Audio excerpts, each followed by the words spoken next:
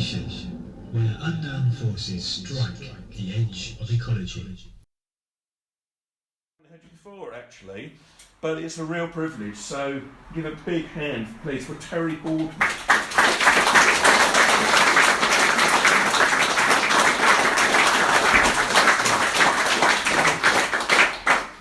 Thank you very much. After such a build-up like that, not easy to continue. But it's very nice to be here. I'm from the West Midlands, well, not originally. I was brought up in Chester. But I've lived in the West Midlands, a small town called Stourbridge, which is just southwest of Birmingham. Can you hear me all right at the back? Okay. If my voice drops at all, just raise your hand. So thank you very much, Andy. Yeah. This subject... Oh, you need the black one. The back one, no? The right hand. That's it. Yeah, okay. Yeah, when I give talks, I usually try and leave open the initial, how I'm going to start. I never quite know. But I also find that sometimes on the way up or on the way down, wherever I'm going, then I'll get something from the trip, or perhaps from the introduction, like Andy's just given tonight. And so he just referred, for example, to tomorrow, in the end of the world, 923, or 239, depending on your point of view. Yeah, if I spent a long time in my life in the Far East, and if I were a Japanese Zen Buddhist monk from the Rinzai sect who work with these riddles called koan in order to provoke enlightenment, then I might, if you had a board, I might perhaps go to the board and write the number 23 on it, and then say to you, ask you a question, why is the number 23 the solution to all our problems? And I would sit down, end of lecture. But of course, I'm a Westerner, I'm not a Japanese Buddhist monk, and you're here expecting me to give a lecture. And so I have to give that, and I've come to do that.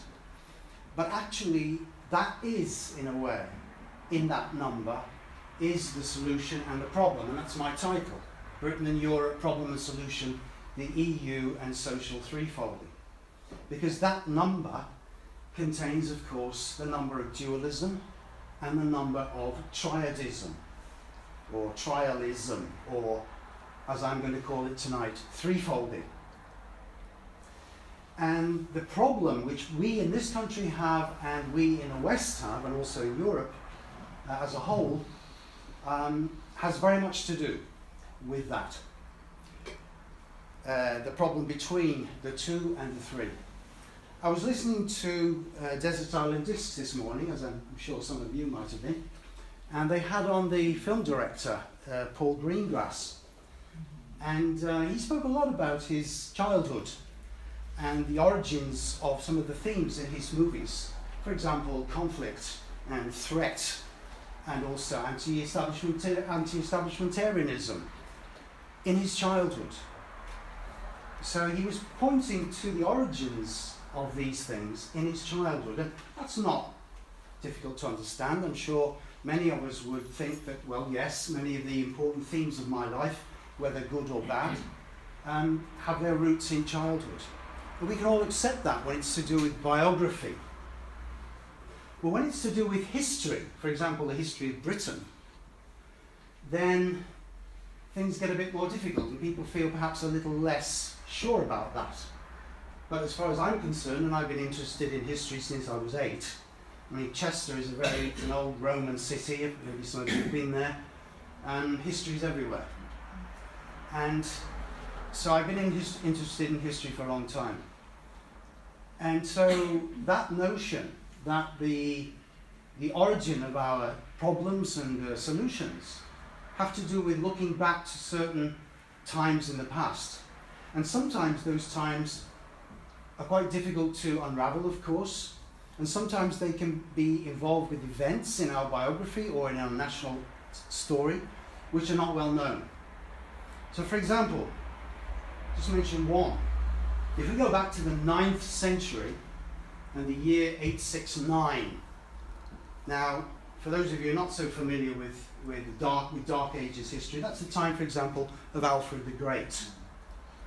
It's the time of, from the north, Viking invasions of Europe, and from the south, the Saracen invasions. So in the year 846, the Vikings mounted an enormous siege and raid on Paris. I beg your pardon, 845.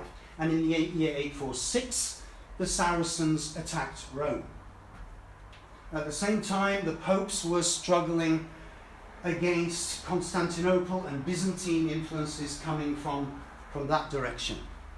One particular patriarch, whose name was Photios, was seen as a great spiritual problem by the popes in Rome. So if you were in Rome in the middle of the 9th century, you would look to the south, you would see problems from the Saracens. You would look to the east, you would see problems from the Byzantines and the Orthodox communion. And you look to the north, you would see problems from the pagan Vikings, still pagan at that time. And also you would see problems coming from the very superficially Christianized Frankish and English and Spanish lords, nominally Christian lords. And into that Christian background played a great influence from Celtic culture, from Celtic Christianity, what was left of it. And that, of course, was also not well regarded by Rome. And that was, you could say, particularly coming from your perspective, from the West. So in the 9th century, Europe had a lot of difficulties. And in that year, 869, that was a very special year. But it's not a year which we're taught about very much in school, in our history, because there was a very important church council which took place in the year 869. And a lot of what I will say tonight, for those of you at the Glastonbury Symposium, by the way, will be similar to what I said in this symposium, but I hope there'll be some new material for those of you who were there. I'm sorry, by the way, for the people having to sit on the floor. I hope you can hold out. And for the rest of you, that the chairs are comfortable. But the year 869, if you add the numbers up, of course, they come to 23. And in that year, the council that took place happened in Constantinople. It was a church council. And I can't go into all the details, because it's very convoluted and complicated. But to put it in a nutshell, what happened was that this patriarch, Photios, was excommunicated. He was anathematized by the Roman Catholic Church, which at that time had a certain power and influence in Byzantium, because the emperor in Byzantium wanted to get the Roman Catholic Pope's support. The emperor in Byzantium was against Photios, so he got the support, he wanted the support of the Pope in Rome. And so this council, although it was happening in the seat of the Byzantine Church, it was actually in a sense dominated by Rome. And 3 legates or delegates went from Rome to the council, and they took some proposals for church laws, new church laws which were to be imposed. And there was one in particular, a canon, so that's an ordinance of church law, canon number 11. This canon 11 went through on the nod. It wasn't discussed, it was just read out, and then it was passed by all the bishops and the clerics who were there. And again, I'm not going to go into all detail about that, but the nub of this canon was, it forbade, it anathematized anybody who taught that the human being has 2 souls. It said that anybody who has twin souls is to be anathematized. Let him be anathema. And from that time on, in the Western world, the Christian world, the idea that anybody had 2 souls was forbidden. And from that time on, that doctrine, that dogma, which remember was imposed from Rome, went right through the Roman Catholic world in particular, and it went down so deep that that dogma and that anathema never came up again at another church council until 1312. Again, very superficially passed over. And then when the Reformation came, the Protestants simply took that on. Now, what was that about? It was about the fact that that notion, that teaching that the human being has two souls, was the very fag end, you could say. It was the very last remnant of the old Greek idea that the human being consists of soma and psyche and pneuma, in other words, body, soul, and spirit. But gradually, since the time of Christ, because European culture and the European intellectuals and of course also the church leaders were themselves developing their own thinking, their own intellectuality, at which time all the arguments began about the nature of the Trinity, the Father, the Son, and the Holy Spirit. All the churchmen began to argue about this. That as the individual rationality of Western human beings grew and developed in those first 4 to 5 centuries, spiritual vision decayed. Spiritual vision declined. And we can already start to see that at the time of Constantine. But by the 9th century, it had declined considerably. But this doctrine of the twin souls was the very last remnant, very vague remnant, or knowledge or understanding that the human being actually consists of 3 elements: body, soul, and spirit. And so when they talked about 2 souls, they said, well, you have a soul which addresses itself to the needs of the body. I feel thirsty, I feel hungry. And then you have a soul which addresses itself to the higher human faculties. I feel that is not right. I feel that is wrong.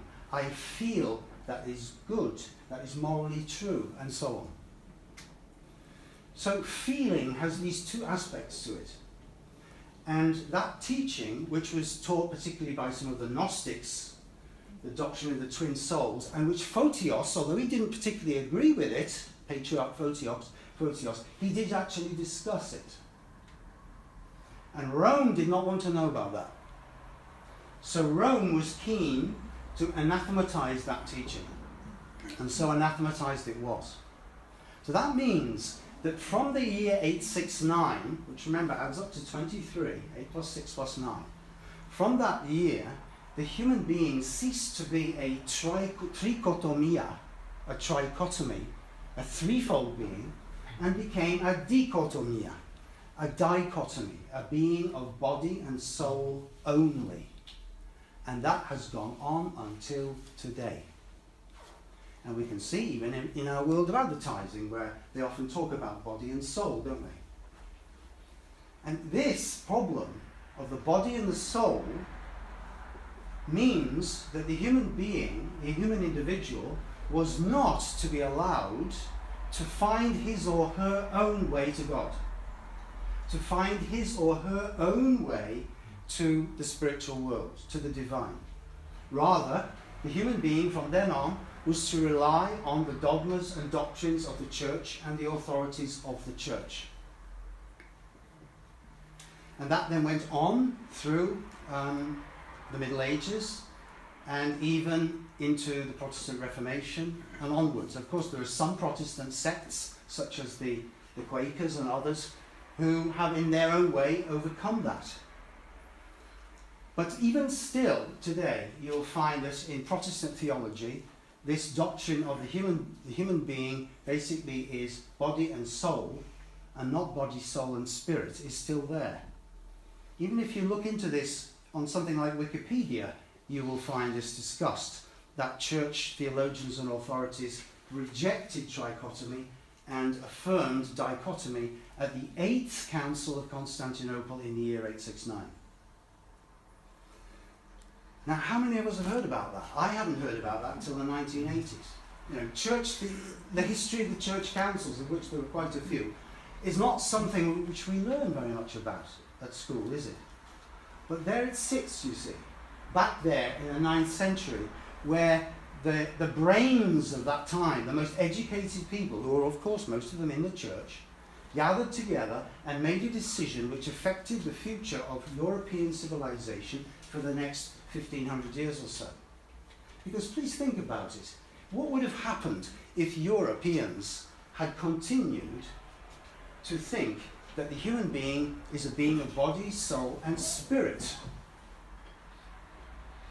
That we all have an individual spirit, and through our individual spirit we can find our own individual way beyond the material world, our own individual way into the spiritual world. What would have happened? I just put it to you as a question. Would then European civilization have developed the science and the technology that we have developed since? Think of all of the intellectual, mental, moral, technical, practical energies that went into the development of science and physics in European civilization, and that could have gone into self-development. Yeah?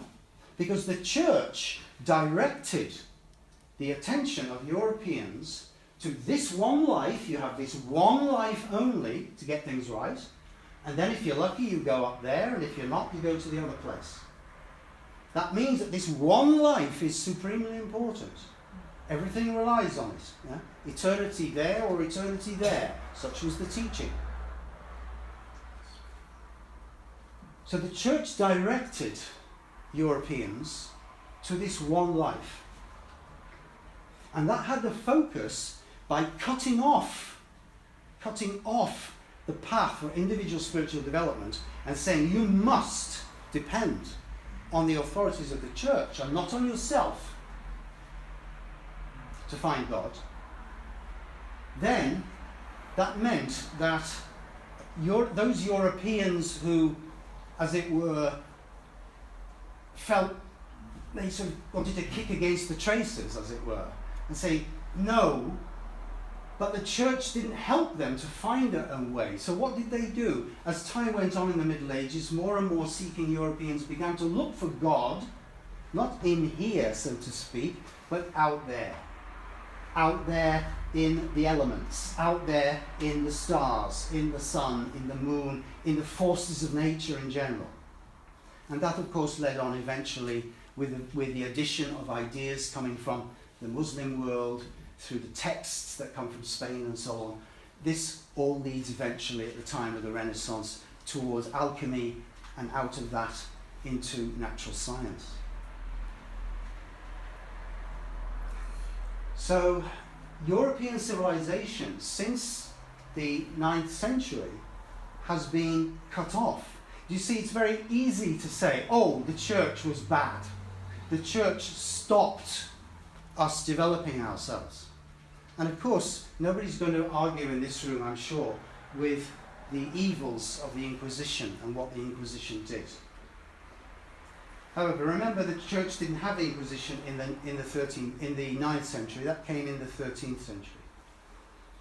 I'm not making an apology here for the Roman Catholic Church. I'm simply saying it's too easy, as many people do, atheists and agnostics in particular, to just say, well, look what the church did to stop us developing ourselves. New Age people also take this attitude, some of them. The church stopped us from developing ourselves. But there were profound historical consequences of that. If that had not happened, would European civilization have developed the culture that we have developed, the technology which we have now got? Put it to you as a question. This is the kind of question that arose in me after I'd spent 7 years in Japan, for example. Why did the Japanese have reincarnation and karma and we didn't?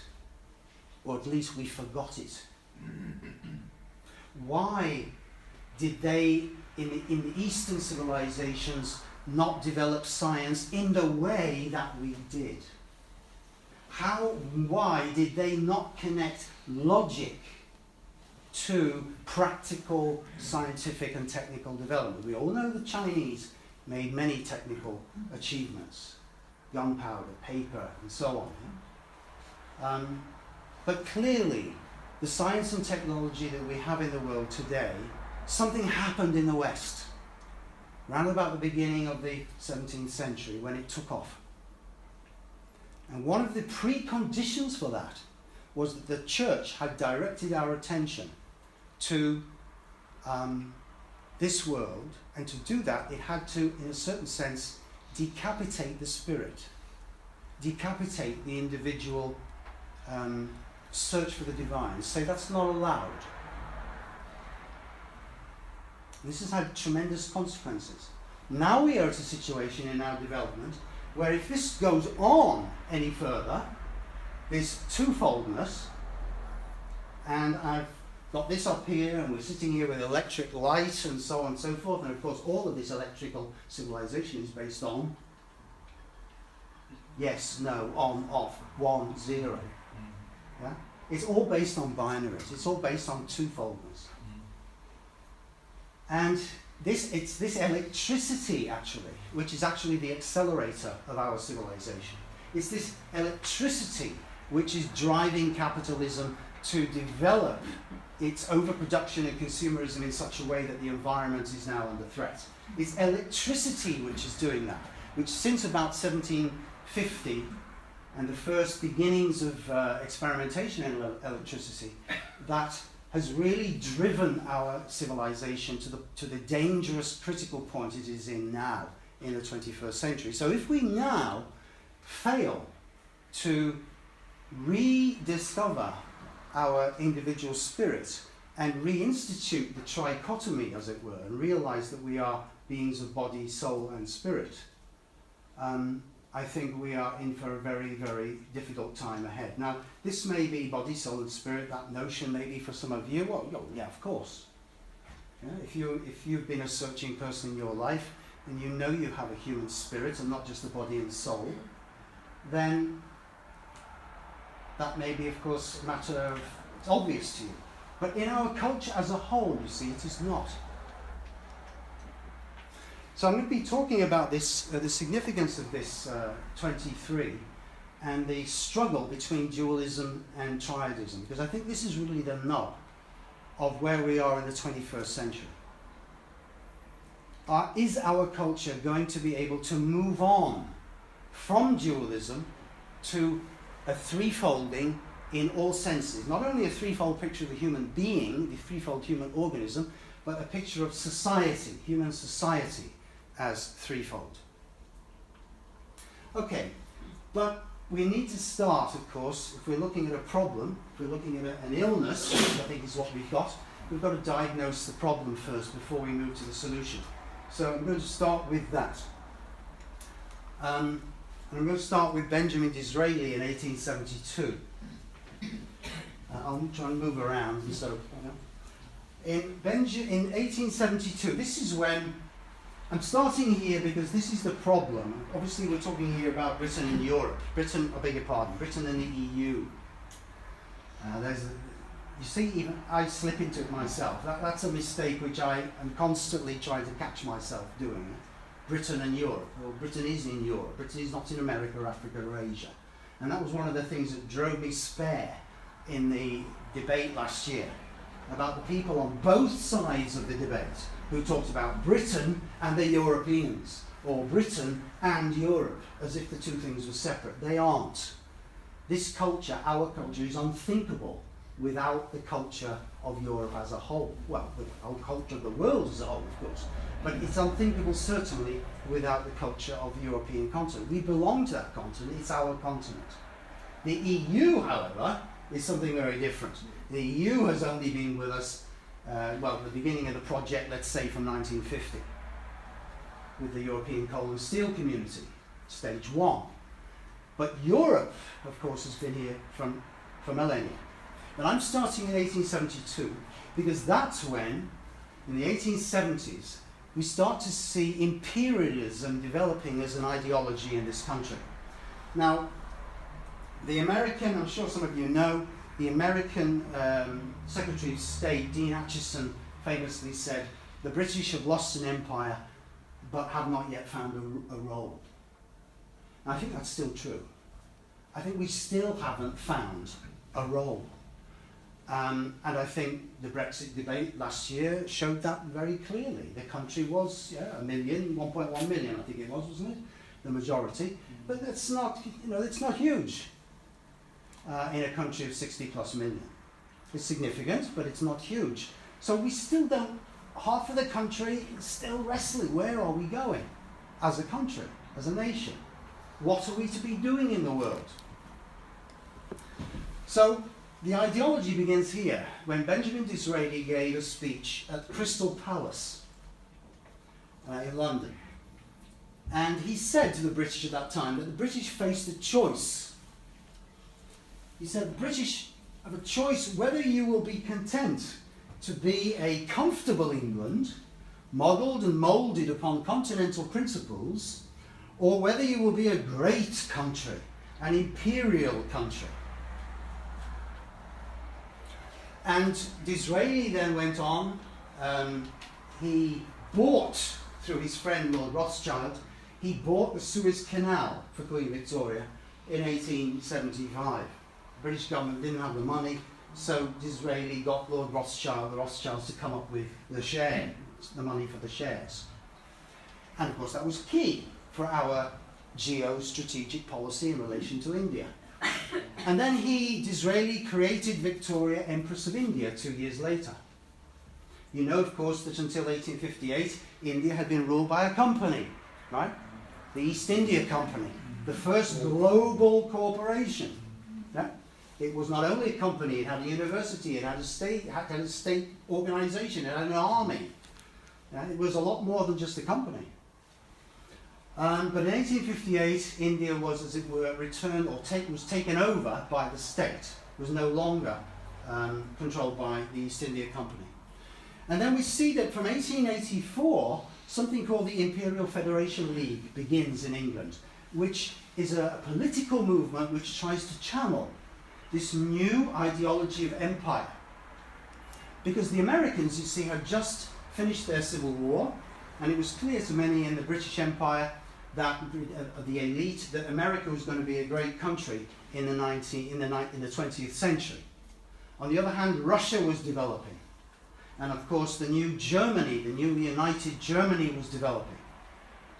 So the question that arose in some far-sighted British minds in the elite was, how will we compete? Because of course that's how they saw it in those days, national competition. How will we compete against these rising powers in the 20th century? And the solution, they felt, was we have to create an imperial federation. All these various bits of the world painted pink which belong to us, we have to create like a federation, almost like the Americans have. A federal state, you might say. The Imperial Federation League, 1884. And then in 1887 we had the Golden Jubilee, Queen Victoria's Golden Jubilee, when the whole of the empire, as it were, came to London and was shown off to Britain and to the world. And then there was another one in 97, the Diamond Jubilee. And I think we can say really that all of that the British indulged themselves in at that time had very much to do with the moral question of vanity. The British had a lot to feel good about, obviously. You only need to think of things like the Great Exhibition of 1851, British achievements in the technical, in the commercial, in the scientific. In many ways, Britain had become a world-spanning country, and one cannot knock that in terms of when you consider how small this country is, and then how enormous its contribution was in contributing to the spread of, let's call it, global consciousness from 1600 to 1900. Huge. So we can't knock that. We have to be aware of that. But at the same time, I think, we have to be aware that that consciousness, what Britain brought to the world, is somewhat one-sided. It's very much in the direction of, let's call it, the scientific, technical, commercial, perhaps legal aspects of life. But certainly by the end of the 19th century, we were very much into feeling good about ourselves. Now we get to the 1890s. The Imperial Federation League unfortunately didn't go much further than that because Gladstone knocked it on the head, really. But then in the 1890s, something very significant happens. Now I'm going to be showing you here a lot of people, and I won't be discussing them in great detail. I won't expect you to remember all these names, but perhaps just zero in on a couple of them, because this is very, very much connected to the problems that we have today. This man, Cecil Rhodes, I'm sure you've heard of him. Cecil Rhodes, yeah? Now, Cecil Rhodes became famous because of the gold and diamonds of South Africa. Andy started in his earlier on tonight talking about North Korea, aspects of North Korea. Have we got any geologists here? No geologists in the audience. Geographers, perhaps. That's interesting, isn't it? Okay. Never mind. But then I'll just recommend to you, please have a look. Go into Google and put in North Korea Rare Earth 2013. Now you may have heard that rare earths are minerals which are extremely important for certain kinds of high-tech industries today. Rare earth. The Chinese have a lot of them. But in 2013, a massive, enormous deposits of rare earths were found in North Korea, with the potential of trillions of dollars. Just keep that in mind when you think about the North Korean situation. Don't take my word for it, go to Google, check it out. North Korea, rare earths 2013. That was when the find was made. That's one aspect. I mention that because for the English or the Anglo-American elites, and after the British Empire came the American Empire in inverted commas, for them to gain military and political control of the world domination, has a lot to do with controlling nodal points, geographical nodal points around the world, which is done by the British with the Navy and Americans with their Navy and with satellites and so on. But also, it has to do with minerals. It has to do with the control of minerals. And in the 1890s, that meant gold. And it meant diamonds. So in South Africa, we had both gold and diamonds and key geopolitical position. And the British were determined to get control of that and keep control of that. However, they noticed that the very energetic Germans, German merchants, German miners, were starting to muscle in South Africa too. Not only the British and the Germans, but it was particularly the Germans that the British were concerned about. Because they'd already seen how, since the unification of Germany, that German merchants were beginning to outcompete us even in our own colonies. So here we have Cecil Rhodes, who became fantastically rich. He was given, however, already as an extremely rich young man, he was given his major financial break. Lord Rothschild gave him a boost which enabled him to basically buy out his leading competitors in South Africa. So it was with that aid that he really became the kingpin in South Africa.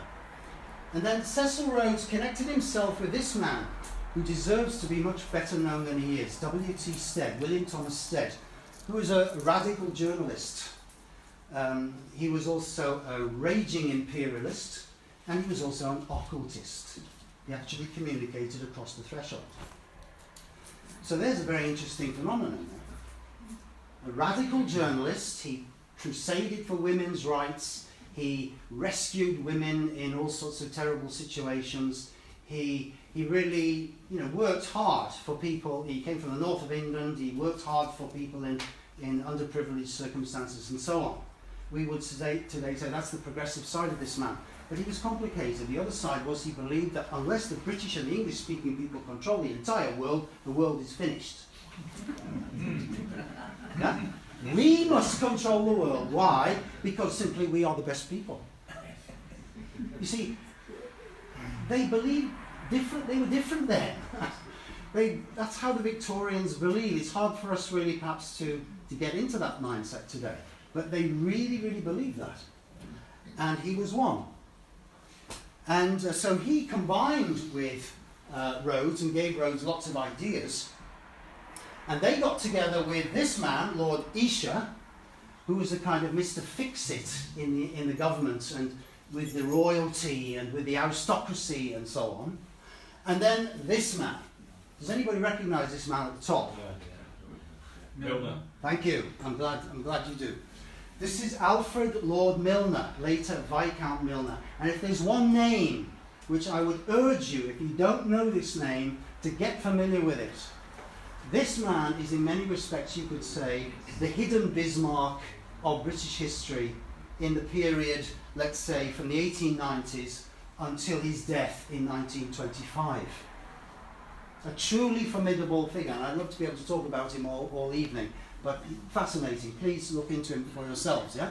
Milner also gets together with these people. And Milner, by the way, became the High Commissioner in South Africa and basically created the Boer War and brought about that war which won for the British Empire the golden diamonds of South Africa, do you see? So Milner was the man. And he gets together with these four. In 1891, they create a little secret society called the Society of the Elect. Because from his time at Oxford, when he became a Freemason, Cecil Rhodes decided that really we need to annex the planet. Britain, the English-speaking people, really need to control the entire world.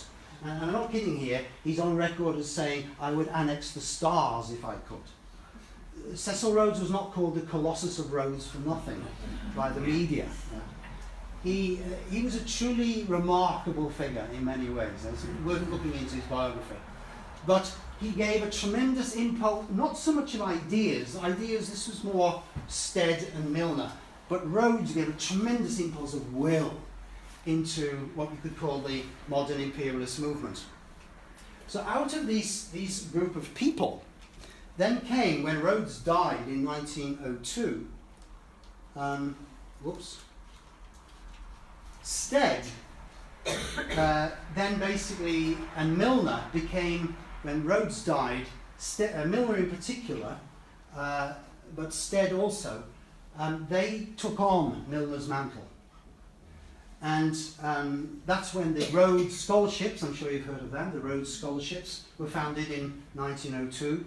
And that they bring over the young people, the promising young people from America, to be trained at the spiritual capital of British imperialism, which was Oxford University. That's not the phrase I'm just using, that's how it was seen. Oxford University, particularly Balliol College, All Souls College and New College. These were the three, especially the first two, Balliol and All Souls, were the spiritual centres of British imperialism. So these young promising Americans were brought over and inculcated, sort of brought in or sucked in, as it were. They were taught these ideas there of how it was important that the English-speaking people should actually control the world. Now Stead, for example, in 1899, if you can't see that at the back, he wrote a book called The United States of Europe, on the eve of the Parliament of Peace, 1899.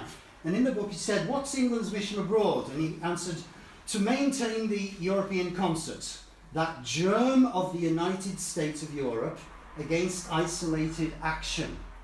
Isolated action means actions by individual European countries. That's not to be allowed. Instead, there is to be a concert of Europe, which will be eventually the United States of Europe.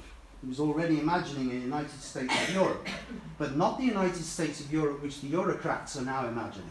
He was imagining a United States of Europe which would be controlled by us, or rather by our elite, of which he was a part, even though not originally an aristocrat.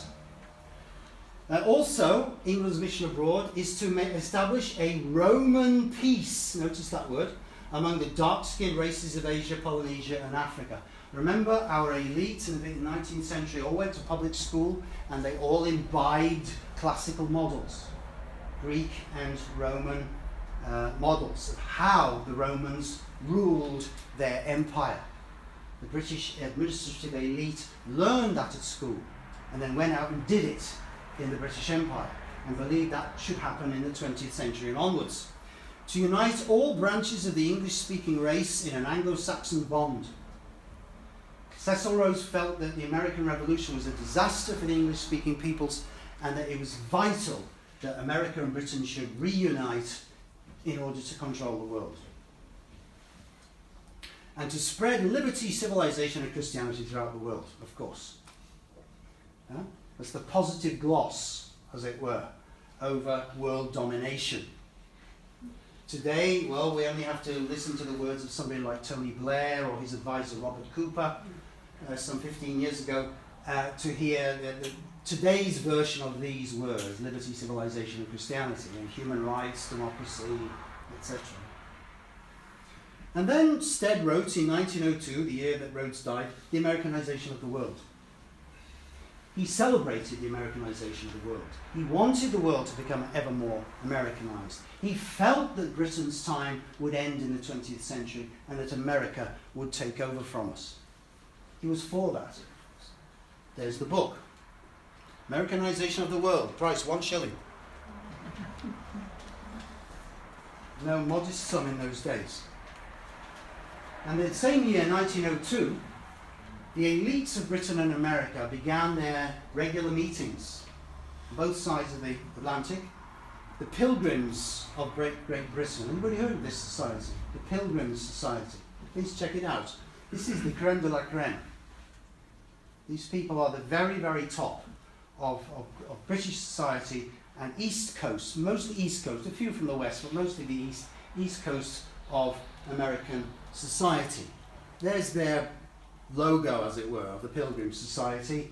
Hic et ubique, which for Latin scholars will know means here and everywhere. We are here and everywhere, you see. America has 800 military bases around the world today. The British Navy sailed the 7 seas, here and everywhere. And there is Geoffrey Chaucer, associated with the beginnings of English language. And there's the American eagle sitting on the rump of the horse, with the lion going forward. That was the relation of the firm at that time. We were senior partner, America was junior partner. 100 years later, it would be the other way around.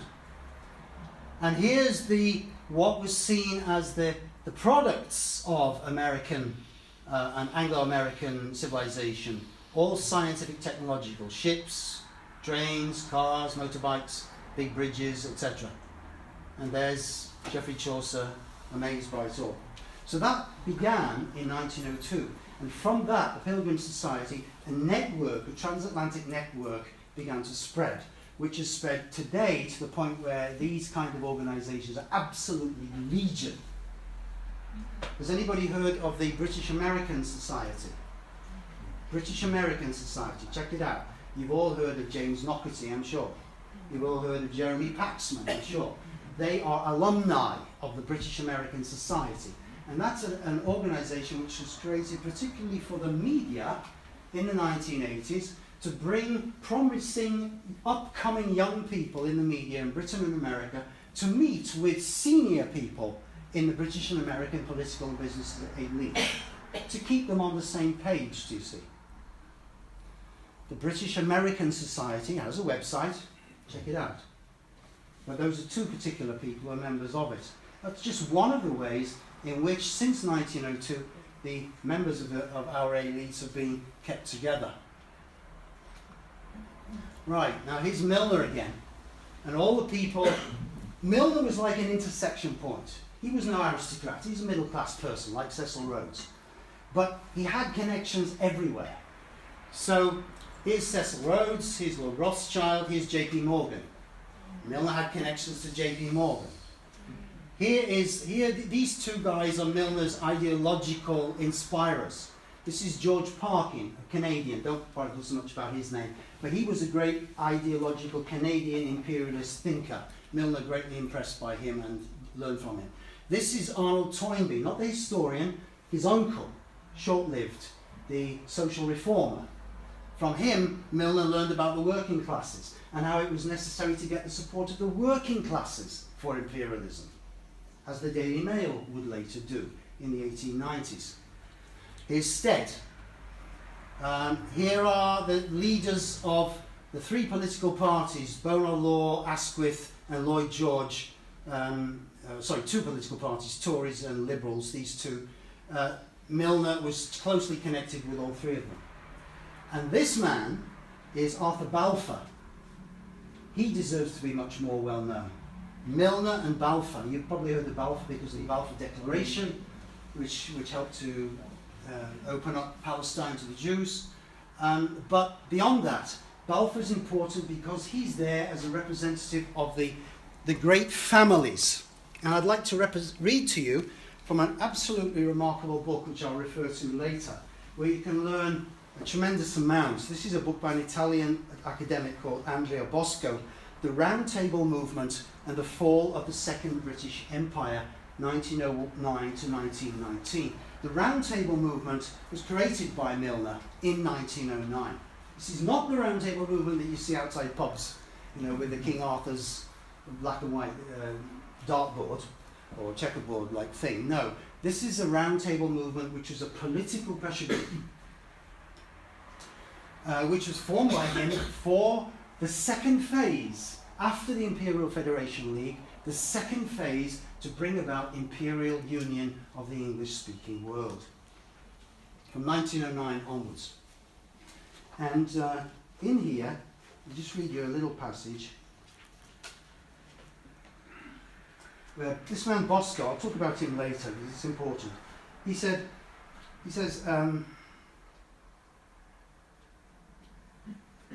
Milner had been the most lucid interpreter of the British imperialist tradition, which in federalism found a device to perpetuate the privileges of the few against the rights and interests of the many.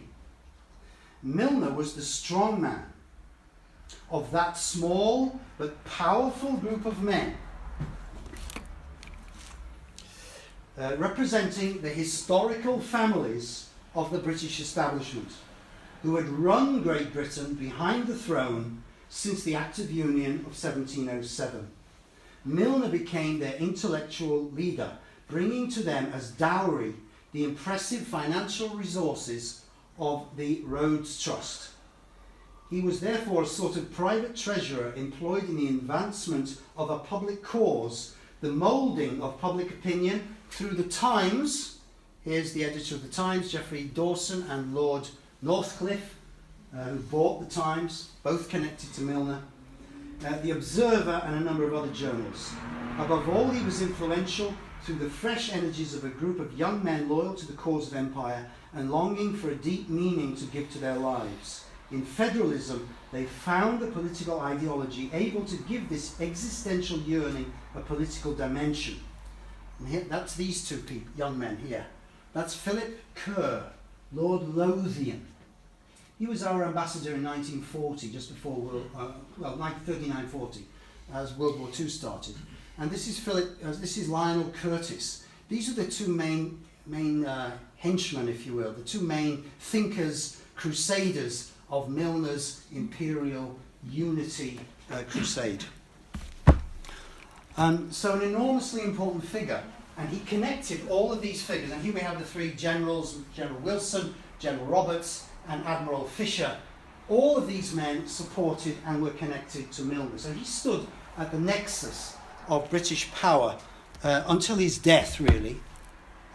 In 1916, during the war, his group basically carried out what we could call a kind of a coup d'etat, a very British coup d'etat, where he puts Lloyd George into government and creates a war cabinet in which he himself steps into, and he puts Philip Kerr as Lloyd George's personal secretary to put ideas into Philip Kerr from these people, from the Round Table, to put ideas into Lloyd George, his head, and to constantly let Milner and the Round Table know what Lloyd George was thinking.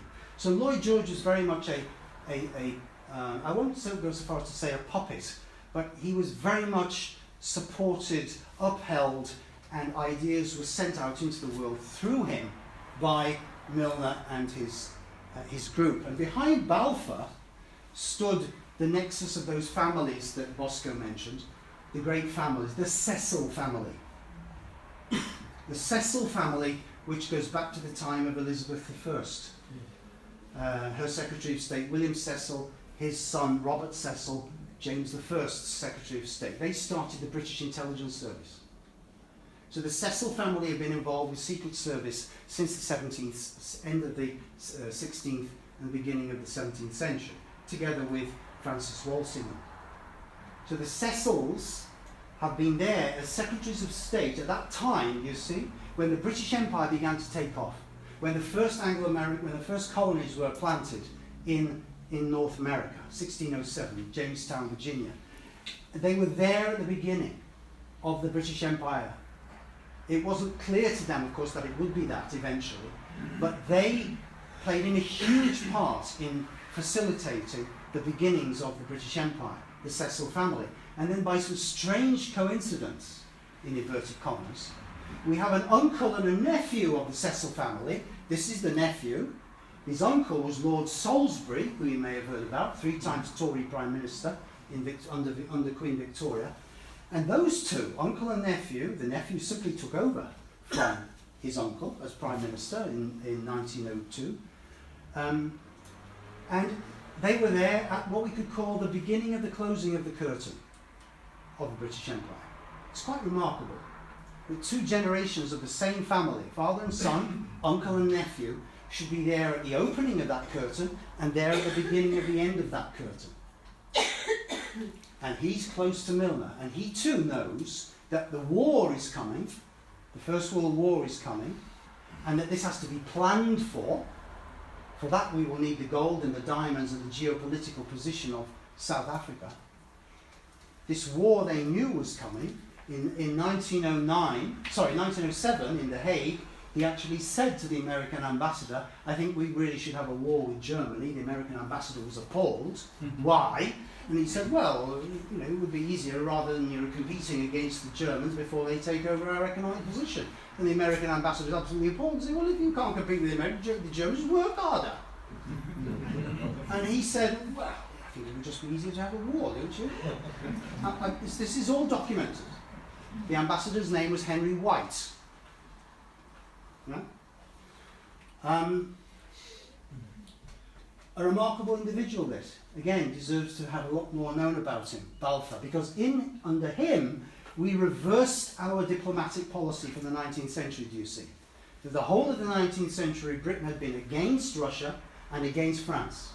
They were the traditional enemies. And although we were not allied with Germany and Austria-Hungary, we were friendly with them. But between 1887 and 1907, a diplomatic revolution happened in which those positions were switched. And Germany and Austria-Hungary became our enemies, and France and Russia became our friends. And in 1907, 1904, under him, when he was Prime Minister, we created the Entente Cordiale with France, and then 3 years later the Entente with Russia, and 7 years later came the First World War. In the meantime, these guys, J.P. Morgan, were building the connections through the Pilgrim Society to start moving the American population through the newspapers and using the elites and the financial resources to get the position of America ready to support Britain in the First World War. The Federal Reserve, I'm sure some of you are familiar with how the Federal Reserve came about in 1913. It's all connected to these circles. It all has to do with the need for the English-speaking peoples to win the First World War. The Cecil family, as I've just mentioned to you. There's Lord Salisbury. Those are the first 2 from the 17th century. James I, Lord Salisbury. This is Robert Cecil, his son, and his nephew. Robert Cecil was deeply connected with the United Nations. The Circle of the Round Table were deeply connected, not the United Nations, the League of Nations. That's after the First World War. He was a major figure in that. This is the present Marquis of Salisbury. Viscount Cranbourne. Now he's the man who in 1999 persuaded Tony Blair to keep 93 hereditary peers in the House of Lords.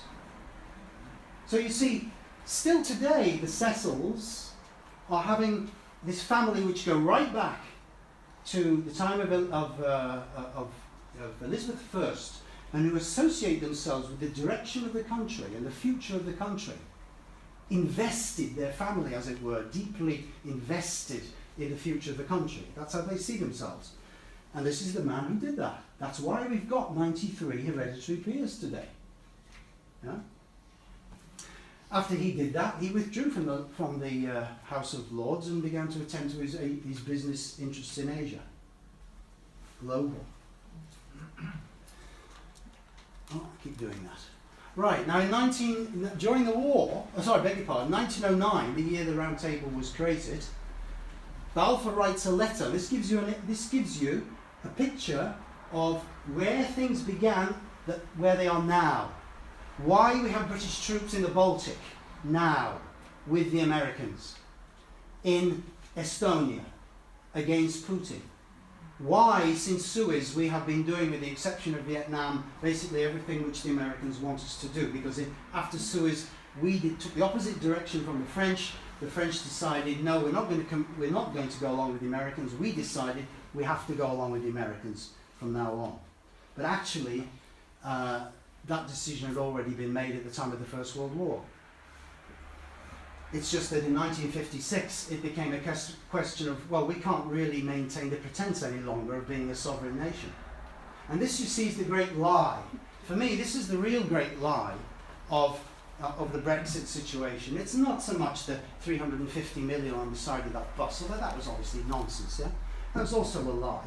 But there were lies told by both sides in the Brexit campaign. But this lie, the lie that we are somehow a sovereign nation, when we have not been a sovereign nation, we wouldn't even have won the Boer War without American financial investment, let alone the First War. J.P. Morgan lent us 500 million in 1915, because at that point, after a year of war against Germany, we were virtually broke. So we wouldn't have won the First World War without American money, do you see? And then things went on, as you know, after that. But by 1956, it was obvious to anybody. Anyway, in 1909, Balfour sends a letter to Roosevelt, who had just left office. Theodore Roosevelt, not Franklin. And by the way, this letter was drafted by this guy, Philip Kerr, member of the Round Table. So it wasn't drafted by Balfour, but Balfour put his name to it. Just like he put his name to the Balfour Declaration, by the way. That was drafted by Milner and Kerr, the Round Table movement again. Please don't take my word for this. Yeah? It's all documented. You only need to check it out. Right, so in 1909 he sends this letter to Roosevelt. And what does he say? The letter is advocating an Anglo-Saxon confederation for world domination. And he says, in a loose federation, neither Britain nor America will sacrifice its own individuality. There will simply be imposed on English, American, Canadian, South African and Australian national sentiment a common Anglo-Saxon patriotism. If they unite against the rest of the world, they will be beyond attack. Now, I hope you're familiar with the term Five Eyes. Have you come across that term? The Five Eyes refers to the military forces and cyber forces of Britain, America, Canada, Australia, New Zealand. They all share intelligence. They do not share intelligence with anybody in NATO who does not speak English. So de facto, the military forces of the English-speaking countries are already one, do you see? Such a federation, he said, would be a sea empire with no land borders to defend. It would possess the thinly populated areas and all the seas. The Federal Council would only deal with the question of preference, that means trade, free trade and tariffs, and defence. No permanent government would be required. Such a confederation would be practically unassailable and would dominate the world. It would practically dictate peace by sea to the rest of the world. The balance of power would be permanently upset. That's from Kenneth Young, biographer of Arthur James Balfour. I just got that in my local Stourbridge library back in the 80s. I don't think this is probably in GCE history. No? These are the ideas, do you see, that followed on from Cecil Rhodes and what came out of the network that he and Milner created and which has gone on until today.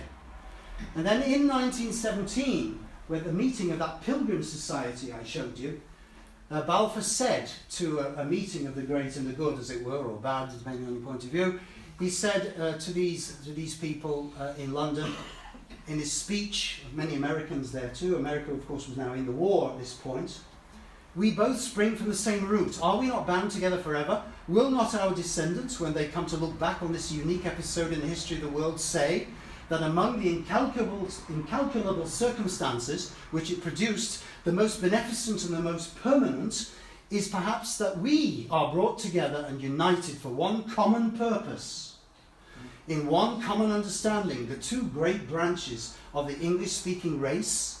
This is a theme which absorbs my thoughts day and night. It is a theme which moves me more, I think, than anything connected with public affairs in all my long experience.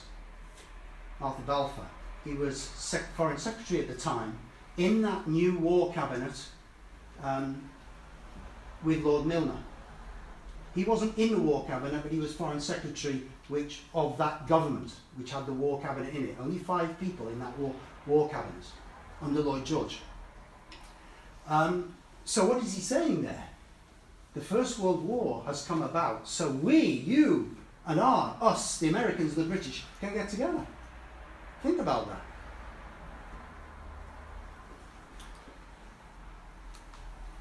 This is the kind of image, you see, which began to emerge in Britain and America after the First World War.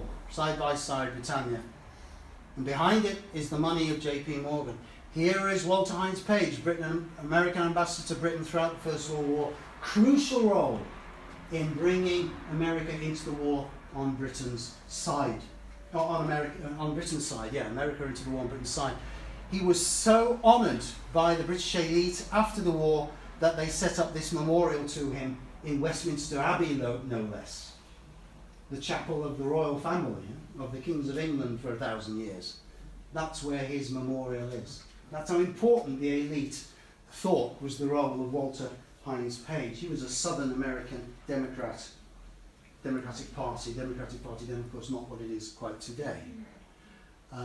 But very much a racist, very much a chauvinist, very much feeling that Britain and America should rule the world. And he also felt, the longer he was in Britain, that he, at first very polite towards the British, but as the war went on, he began to fear, well, basically, we have to take over from the Brits because they're finished. And so after the war, the Milner Group, the Round Table, and these people and their American allies, because by this time various people had created similar groups in America, founded the 2 foreign relations think tanks, which still govern foreign relations in Britain and America today.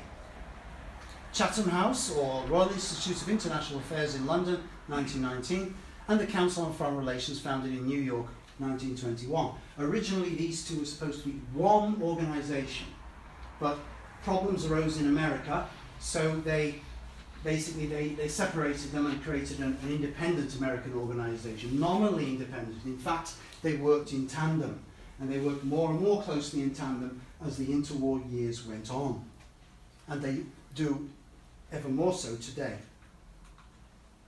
If you want to go into this, how all this Anglo-American elite system came about, you find many details about it in these 2 books by Carroll Quigley, American professor, Georgetown University, The Anglo-American Establishment, 1949. He couldn't even get that published in 1949. He had to wait until after his death in 1981 before that could be published. But it goes into great detail of how this Anglo-American network arose before the First World War, going right back to that secret society I mentioned of Cecil Rhodes in 1891. And his other book, Tragedy and Hope, 1966. He had great problems having that put out as well. It somehow got published by Macmillan, and then it was withdrawn. And he had to fight to get the printing plates back from Macmillan. So both of these books, which are very revealing as to all of this hidden background, he had a great struggle to get these books out. Now let's move forward to the 40s. We're coming now to the beginnings of the EU project. Winston Churchill, who was of course also, although not an actual member of the inner circle of these groups, He was also very sympathetic, as you can imagine, and his mother was American, to Anglo-American world domination. And Churchill, of course, was a great believer in the British Empire. And after World War II, he basically felt, well, really, our empire was over, and if I were to have my time again, I would wish to be an American, he said. Well, he gave 3 great speeches on the question of European unity in the 40s, 46, 47, 48. This is the second, from the second of those speeches in Albert Hall, 14th of May, in London. And he said there the following. This speech is sometimes quoted, some things from this speech is quoted, and also some other things are quoted, but not the passage I'm going to read to you now. We do not, of course, pretend that united Europe provides the final and complete solution to all the problems of international relationships. The creation of an authoritative, all-powerful world order is the ultimate aim towards which we must strive. Unless some effective world supergovernment can be set up and brought quickly into action, the prospects for peace and human progress are dark and doubtful. But let there be no mistake upon the main issue. Without a united Europe, there is no sure prospect of world government. It is the urgent and indispensable step towards the realization of that ideal. So a united Europe, a United States of Europe, is the indispensable step towards the prospect of world government, world supergovernment, and all-powerful world order. And Churchill, like the other people I've presented to you this evening, felt that this, of course, would be under Anglo-American control, not some great brotherhood of nations, of people of all races. It would be controlled by people who think English and speak English.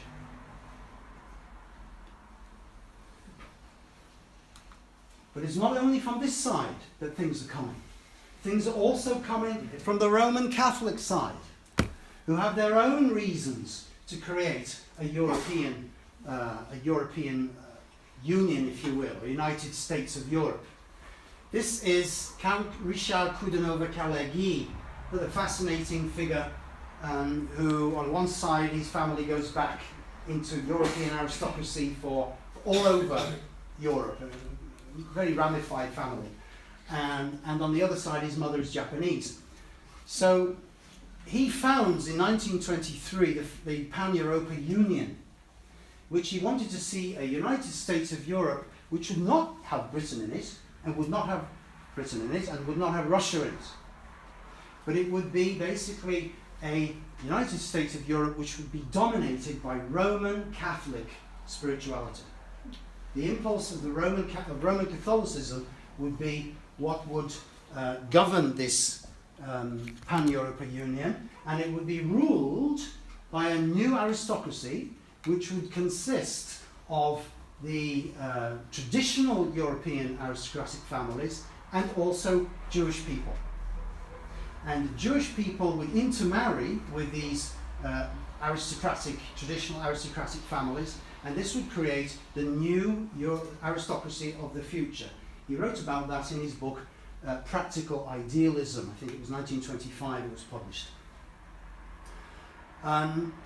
But you can see this is not really a modern democratic picture of Europe that he's looking at. And it leaves out both the British and the Russians. And he said in Switzerland, 1947, the same year as Churchill gave his speech, "At the heart of Europe we have met in open conspiracy," to use the words of H.G. Wells.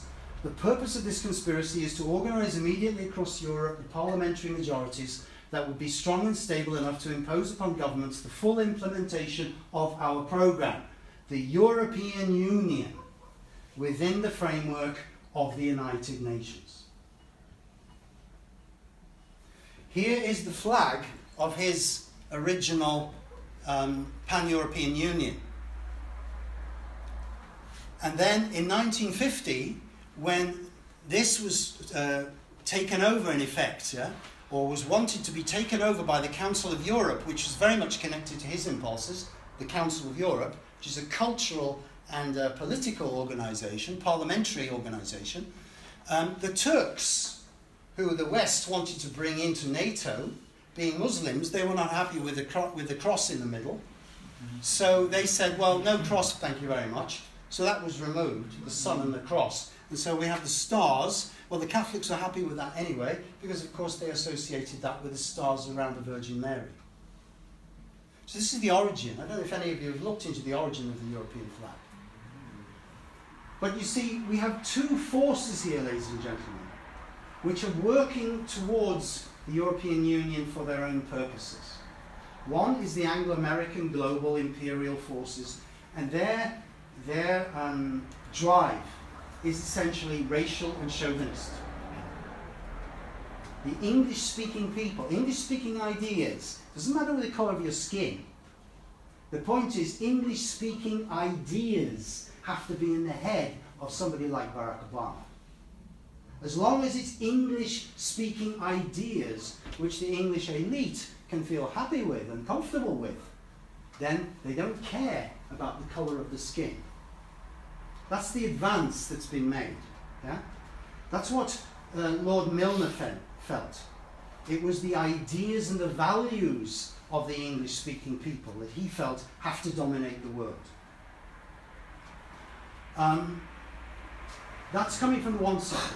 And then from the other side is coming the Catholic impulse, which wants a Europe that goes back in effect as far as possible to before the Reformation, so that the Church can once again come to a position of cultural and political dominance within the European Union.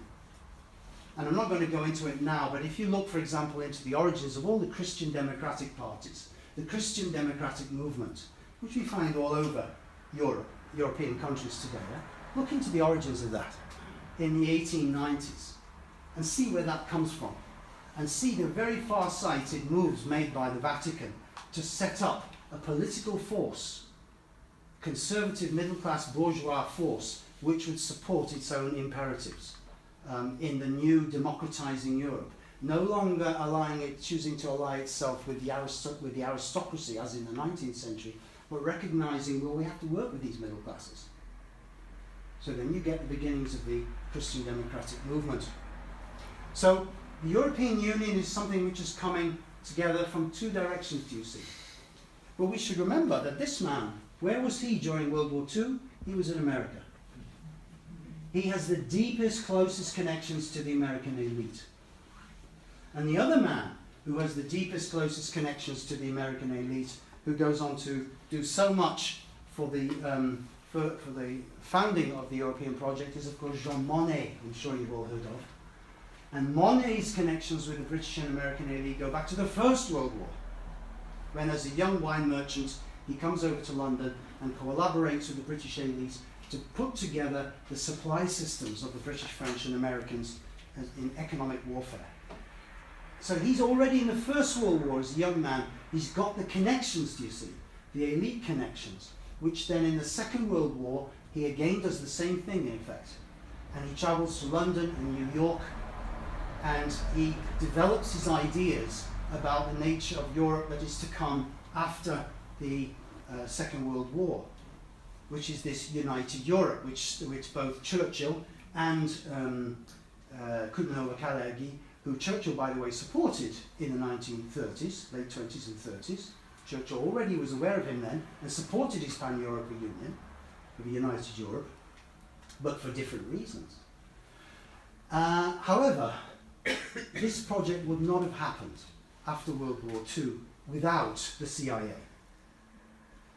And I would recommend that you go online and read this text. The OSS, which is the forerunner of the CIA and European Unity, the American Committee on United Europe, 1948 to 1960. Now you see, ladies and gentlemen, this is the other lie which did not appear in the European Union debate last year. It did not appear in 1975 in the referendum we had back then.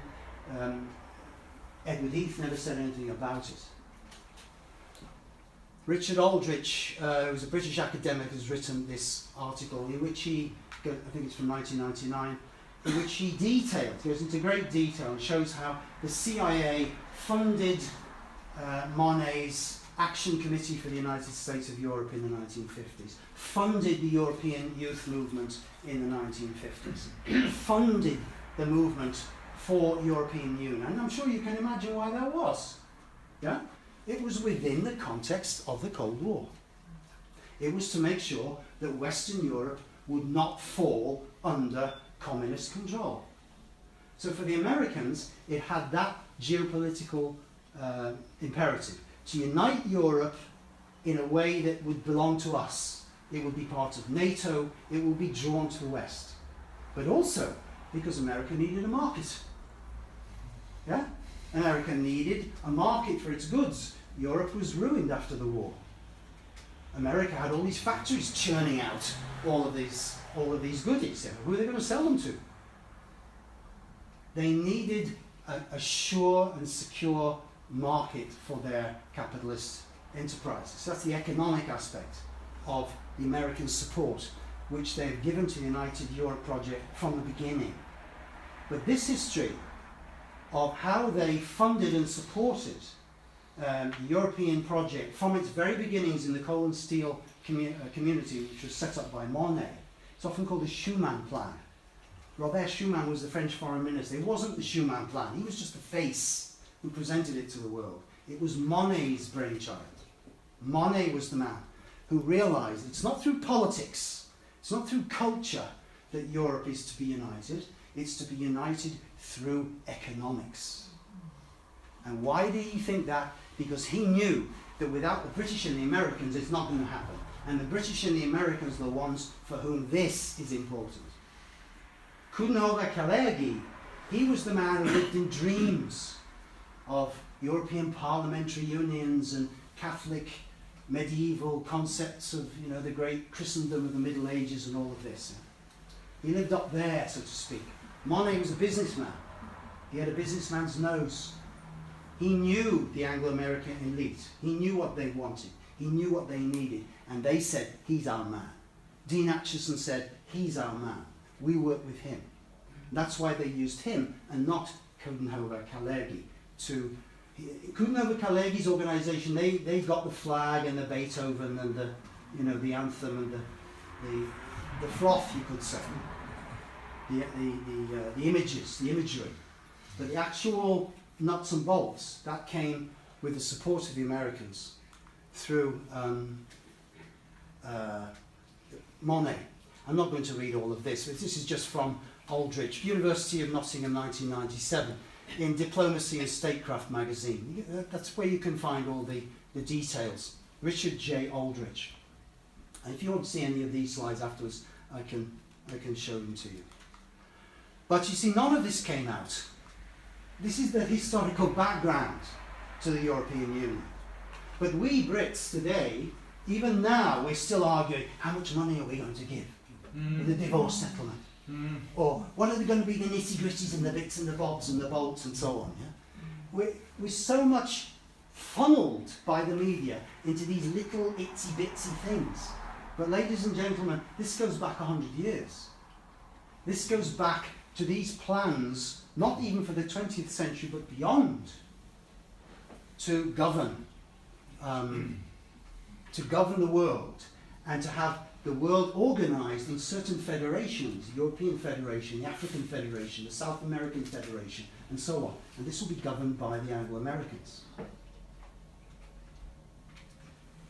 I hope you realize that I'm not standing up for that. I'm just saying this is the actual what's behind it all, and this is what we have been lied to about. We have been lied to as the British people since Britain ever started getting interested, under Macmillan, into going into this. Now, having said that, I am no little Englander, and I think I should just stop here and make a little biographical interjection, and that is, when I was 15 in my grammar school, I went to grammar school in Chester. When I was 15, I started with 3 other boys. It was an all-boys school. I started a little political party. There was a time when, when you're 15, you start to think for yourself. You start to think differently for your parents. And that's what happened with me. And I got into debating and all these things.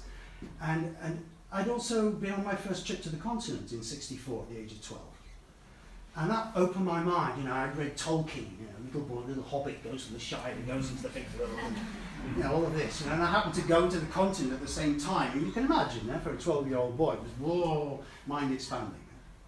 And I'd come from Chester, old Roman city, 2,000 years, founded 1879. Yeah? And so I was really into history, I was into foreign affairs already, I was writing letters to the press already. So we founded this little political party. What was it called? The European Nationalist Party. No, I wasn't a fascist or a nationalist or a right-winger. That simply meant that I looked at Europe and I cared about Europe. I got interested in European history, not just British history, but the history of the whole of Europe, East, Middle and West. Yeah? And I looked at the situation in 1967. What did I see? I saw duality. I saw Europe controlled by two superpowers, Russia and America. And as a 15-year-old, I naively said, out! I said, I want you two out of Europe. I want Europe to be itself. That was my naive feeling. And my second naive feeling was, well, how then can Europe become itself? And I thought, well, it should be united. It should be a United States of Europe. Because that was the only model I had, you see. The American model. The federal model from America. Yeah? So that's what I believed in. And I went on believing that, I suppose, until the 80s. And then I came across a different model. And I realised that that other model, which I'll talk about later, is more suitable for European culture. And it's not the model of the European Union. The model of the European Union is an attempt to create a super-state. It is an attempt to create a United States of Europe, a unitary super-state. We saw the recent speech of Juncker. Yeah? That's just one of many. One of many. This is the direction of travel, which the Eurocrats have followed persistently. You've got to give it to them. They have persistently followed this since the 1950s. Every 6 or 7 years, the project has unrolled to a different level. And if they run across a certain problem, like they did with Ireland or with France and the Netherlands and the Constitution in 2004, and they step back, and then they come around, and then they get round it, and then they move on. Yeah? That's what Juncker himself said in 1999. We put something out there, he said, and if we wait and see how the people react to it, and if they don't react, we go on. Yeah? It's a consistent policy, because this is something which these elites have worked with over many decades now. And this background is what was not spoken about enough in the Brexit debate. And I happen to feel that if this had been spoken about more, then we would realise that actually there's something rather deceptive about that. We're not being told the truth about the situation. But that doesn't mean that the future for Britain is to go back to the old unitary nation state which we had before World War II, or that other Europeans should do the same. And that we would all stop bickering and arguing with each other as we did before. No, there's another possibility. You've got 15 minutes, Terry. Right. 15 minutes. Gosh, how time flies. Right, so I'm going to zoom ahead. Euro-federalists, this is one of the few examples where this truth came out. Daily Telegraph 2000, Euro-federalists financed by US spy chiefs. Just came out, one article, September 19, 2000, and then it disappeared. Didn't hear anything else about it. That was 2000. Sunday Telegraph again, 1997, how MI6 pushed Britain to join Europe. This is 2001. CIA supported British 1975 referendum. Now here's a picture of what's intended, you see. This is from The Economist. Here's The Spectator, Tory magazine, 8th July this year. The myth of British decline. Here's The Economist, global elite magazine, originally Whig Liberal, July 8th this year. The German problem. Germany's too strong, they say.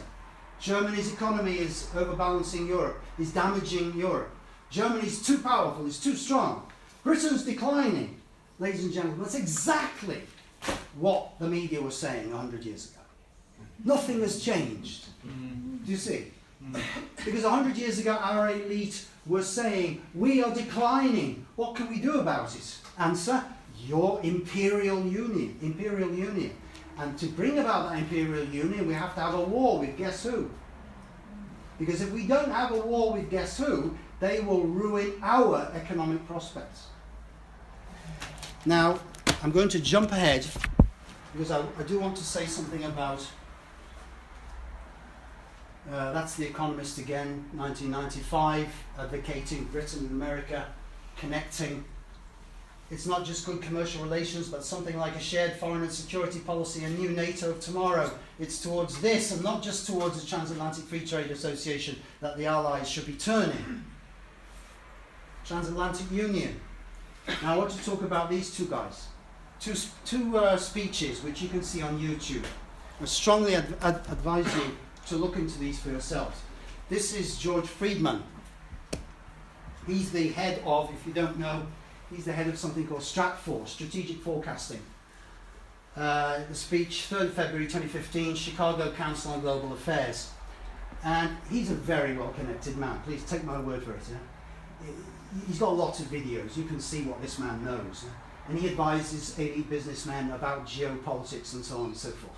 And he said something in this particular speech, I think which he probably shouldn't have said.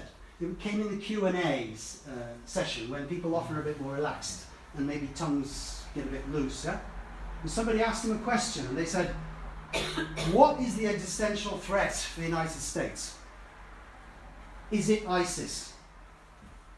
And he thought, and he said, no, ISIS is a problem and we've got to deal with it, but it's not the existential threat.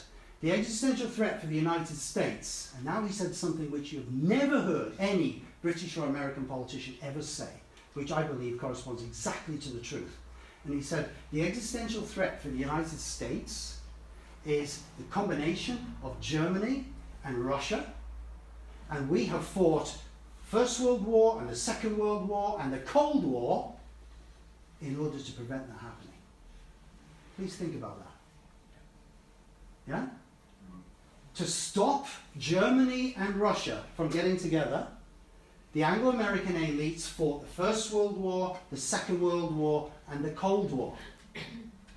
3 world wars to stop it from happening. What did he mean by that?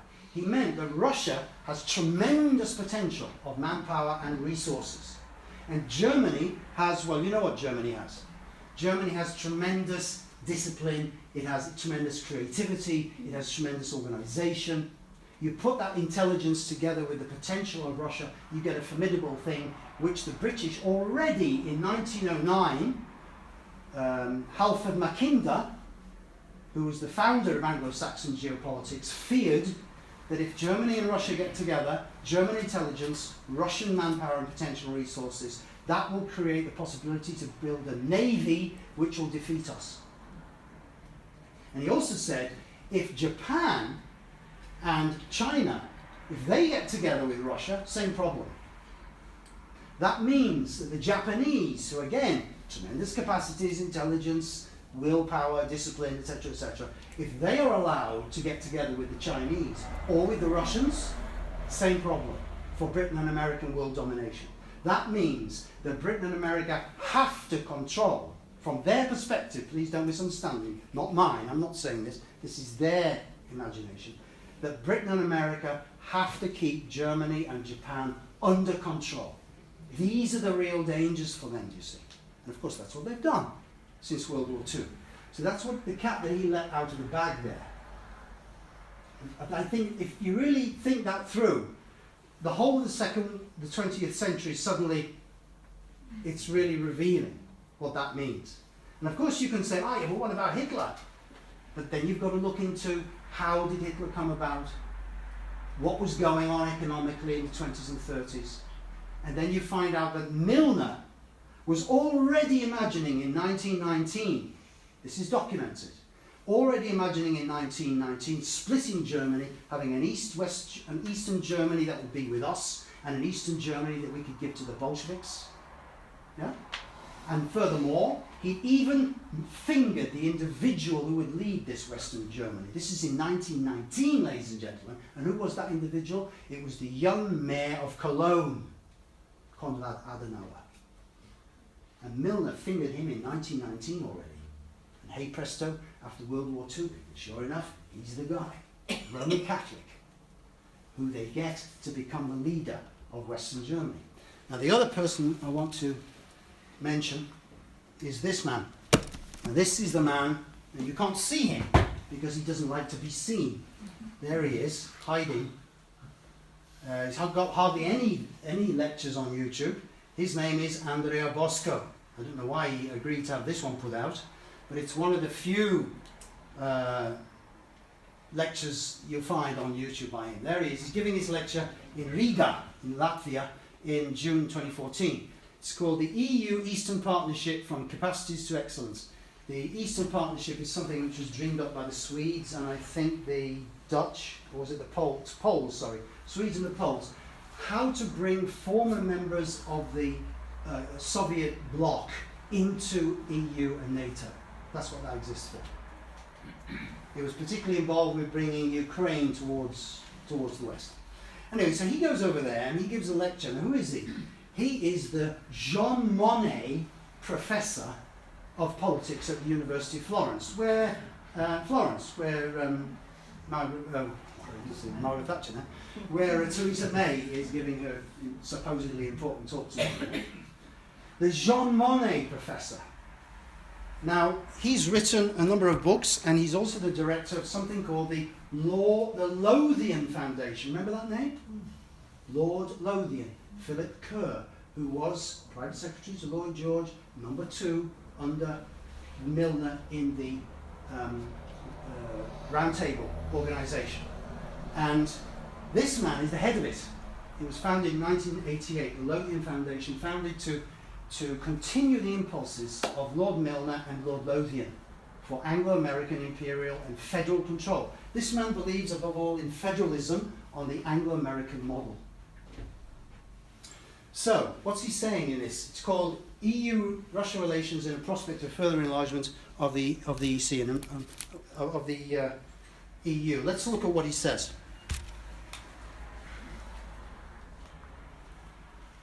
He says, will Europe shrink? I think I'd better paraphrase and not read all of that. He says, will Europe shrink in the future? No, he says, it won't shrink, it will enlarge. And he describes how Europe will enlarge to reach about 50 states by the middle of the 21st century, twice the present size. And those will include Middle East, starting with the Balkans and Ukraine, Turkey, Middle East, Morocco, Libya, Tunisia, Egypt, 50 member states. And he also finally mentions Israel and Palestine and North Africa.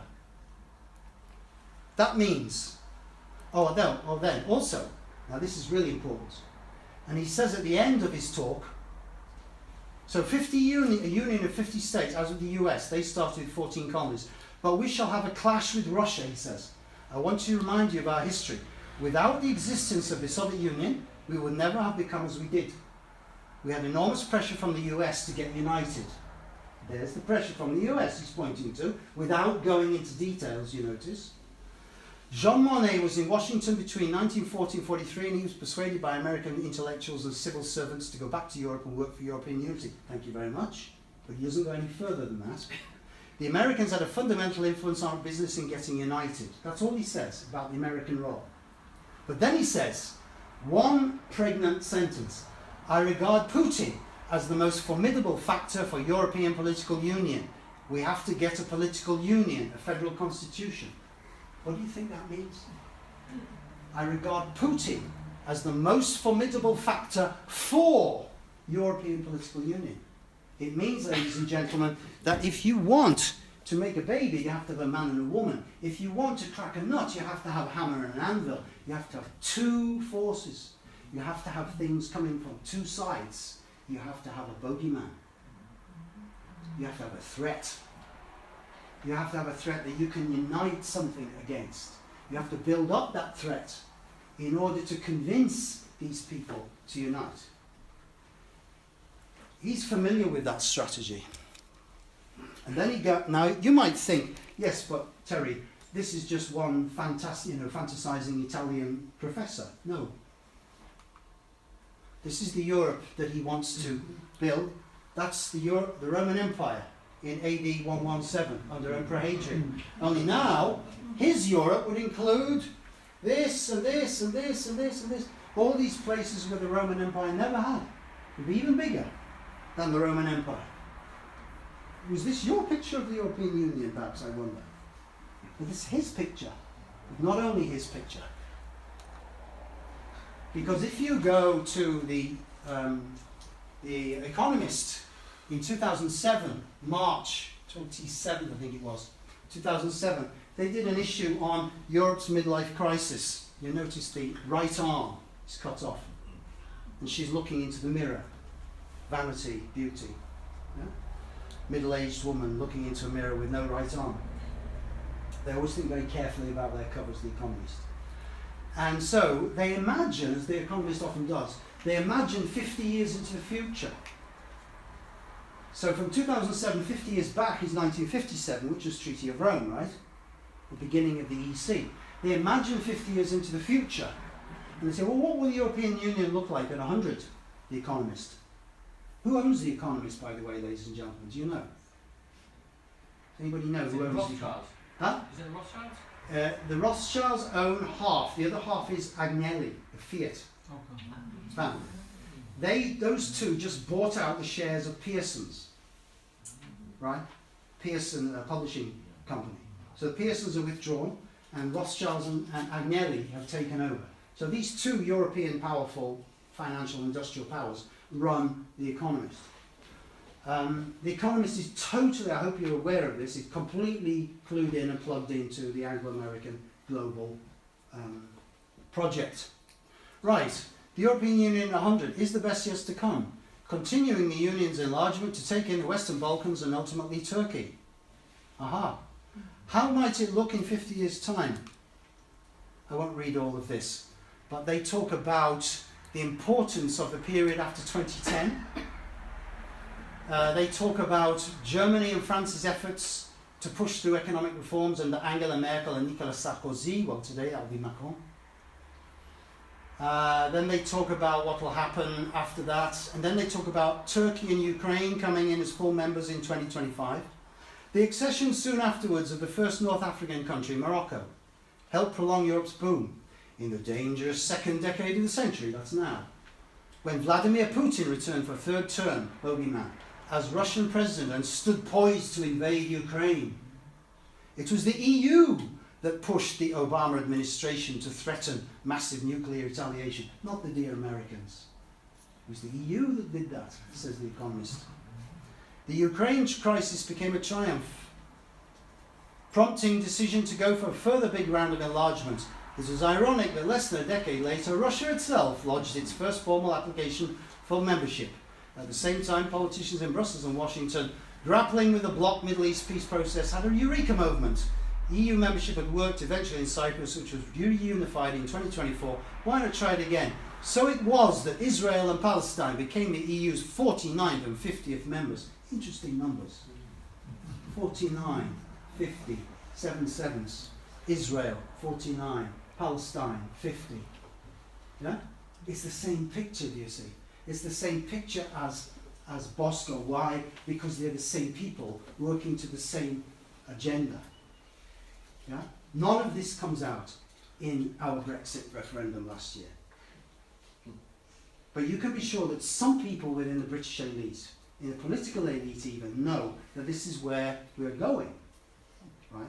So if this is not, and here's the bogeyman, these are all the covers from The Economist since 2006 showing all of the hate that is directed at Russia and Putin. I'm no apologist for Putin. I don't think Putin's for good for Russia in the long run, but he's giving Russia a breathing space in the short run, you could say, arguably, after the disasters of the Yeltsin years. And The Economist says, the challenge, what to do about Russia. Now that the Tsar has been symbolically restored, Russia has an impeccably democratic government a previous Tsar saved Russia from Napoleon nearly 250 years ago, it would be apt to mark the anniversary by welcoming Russia back into the European fold. Now, ladies and gentlemen, back in 1992, the Economist did another one of these future prospects in the double issue 92 to 93. And there they describe a world war which would begin. This world war would be a kind of rolling conflict which would slowly start and then build and build and build. Yeah? And it would begin in, guess what year? 2011. Arab Spring year. Right? And out of that world war would come an organisation, the Economist said. Remember, this is 1993, which would call for a caliphate in the Middle East. Yeah? And they lay out what will happen in the first 50 years of the 21st century. And the main thing that they're really interested in, and the result of that, is that Russia will lose all of its territory east of the Urals. That means everything. Siberia, all gone. And that will be taken, they said, by the Chinese and the Muslims. And you might think, no, that's unthinkable. How could that happen? Yeah?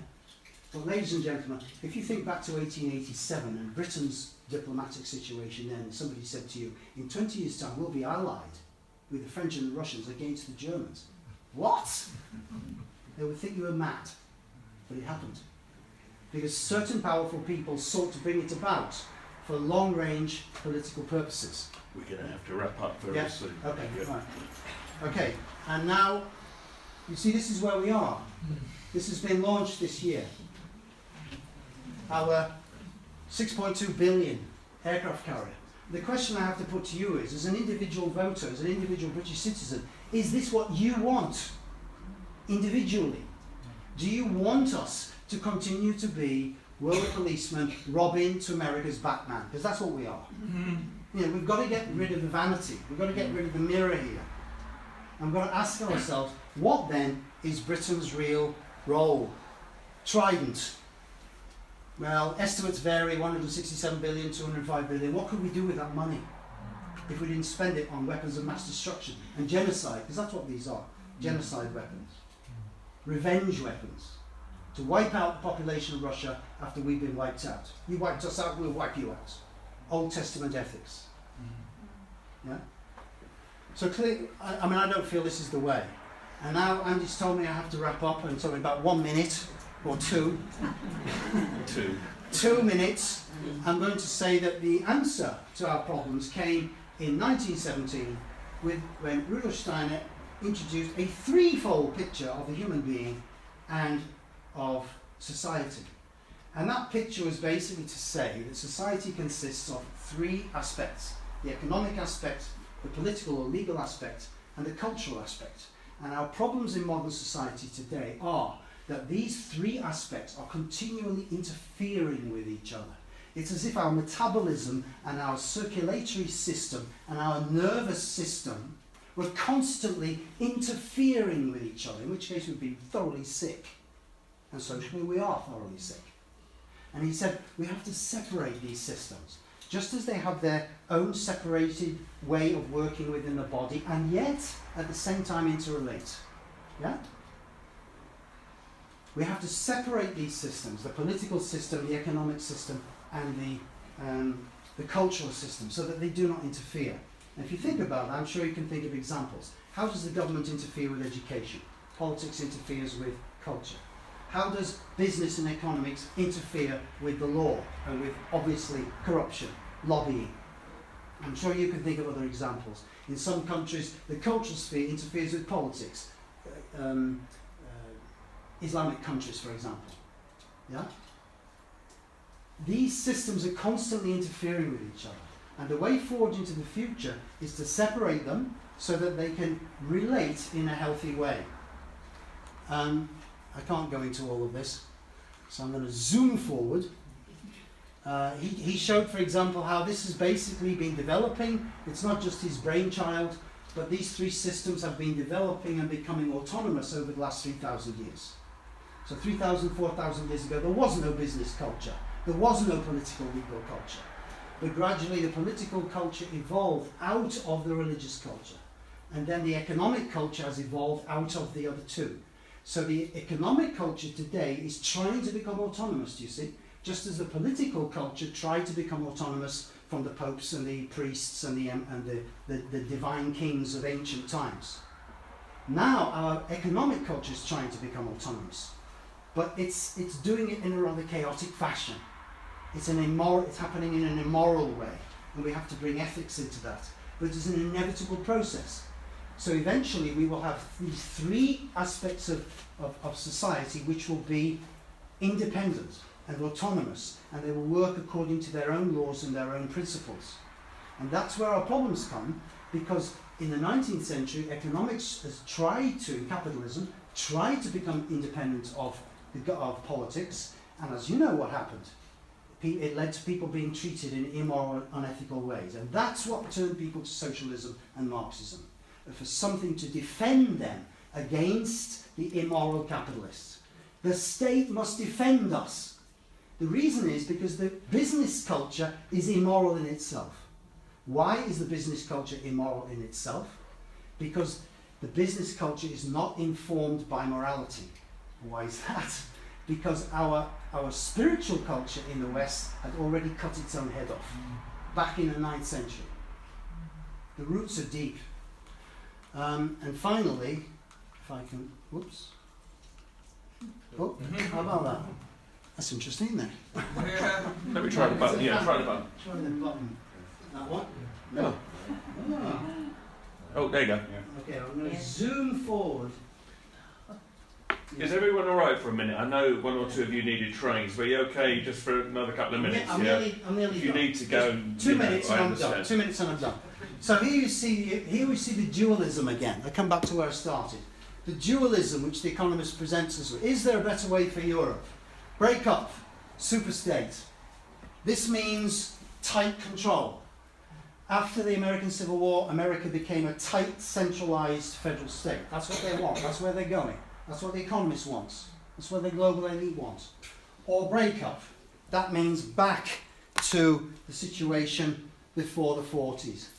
Before World War II. So we have three choices. We've got this future. Centralized, uniform, authoritarian monolith. Tolkien. One ring to rule them all, one ring to find them, one ring to bring them all, and in the darkness bind them. Now you might think, no, that's exaggerated. Ladies and gentlemen, it's heading in that direction, slowly, inexorably, almost imperceptibly, step by step. This is where we're going. Technology is bringing it about. That's the one possibility. The other possibility is this. Back to the past, bickering unitary nation states where economics, politics and the cultural sphere are all mixed up, but basically controlled by the state. The state, and that started in the First World War. Milner was a key person in that process, where bureaucracy and centralization started to dominate many aspects of our life in this country in order to fight the war. Three cultural spheres, three social spheres, all mixed up and mutually interfering. One's own country versus others in mutually suspicious and potentially fatal competition. This is not the way back. It's not the way forward. That's just going back to the past. Yeah. This is our present situation in Europe today. We have America facing off the Far East. We can see with Trump and Kim Jong-un that these two extremes still do not understand each other at all, despite the millions that the American cultural sphere has thrown into cultural research. They still do not understand each other. Europe, however, has individualism more in the West, it has collectivism more in the East, it has a kind of mercurial balance in the middle, it is a threefoldness, historical and cultural in itself, it has the capacity, the potential capacity, to help these two poles communicate. This, I feel, is the future for Europe, yeah? And that's something which Britain can play its part in doing, but not in the present European Union. What the future would be, I think, should be, is what I would call an associative commonwealth, where you would have the individual countries would have sovereignty in their political, legal realms, which is something which is different for each country going back centuries and thousands of years, developed over our particular histories. But in the realm of business and in the realm of culture, the artists and the scientists, we have to have interchange. There's always been interchange in European history in these areas. We have to have that. We have to facilitate that. So those two spheres have to be free to move. But when then you bring up the question of immigration, that has to do, mass migration has to do with the central realm, the political, legal sphere. And that should be under the control of national sovereignty. It is in that area where national sovereignty should prevail. Not so much in the cultural area, or not at all in fact, and not in the economic area, because the reality is that we do live in a global economy. And we've lived in a global economy for 100 years already. So the question is, how can a global economy work which cares for, which does not exploit, and which cares for consumers and employees and for the environment? That's a question of bringing ethics into the present capitalist system, and that's probably maybe the subject of another talk. I mean, I could have talked about the whole question of how can we bring threefolding into our present social arrangements. Yeah, and it's particularly important in economics. How can you bring associations that can connect manufacturers with consumers and distributors? Because the real principle of economic life is cooperation and service, not competition. Competition belongs in the arts. Competition belongs in the sciences. Nobody wants second-rate artists and second-rate scientists. Sorry. Yeah, no, by all means. Yeah, that's where competition really belongs. If you bring competition into the economic realm, you will have war. We had it twice in the 20th century, and we'll have it again.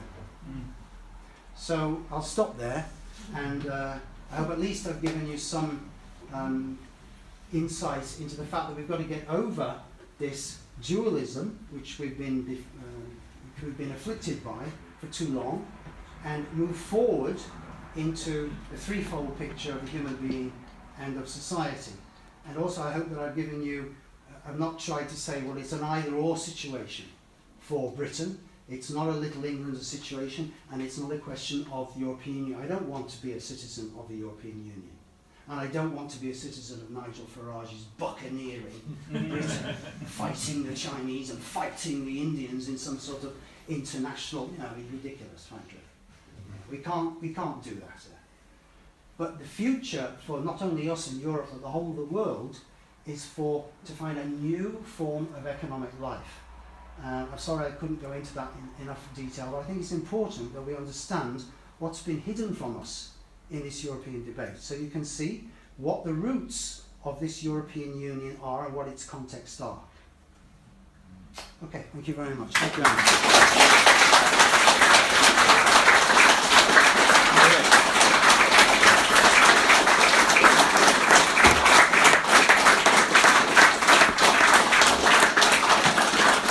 Mention these books, yeah? Yes, please do. I just brought along a few books here, which, if you're interested in this question of threefolding, here's one called Functional Threefoldness in the Human Organism and Human Society, related particularly to the human body.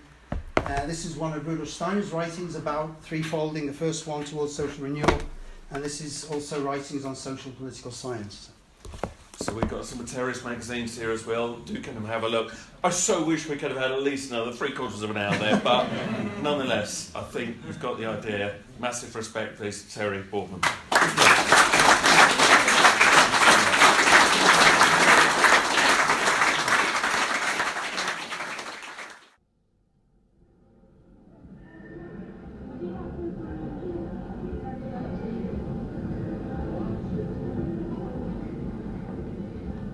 The information where unknown forces strike the edge of ecology.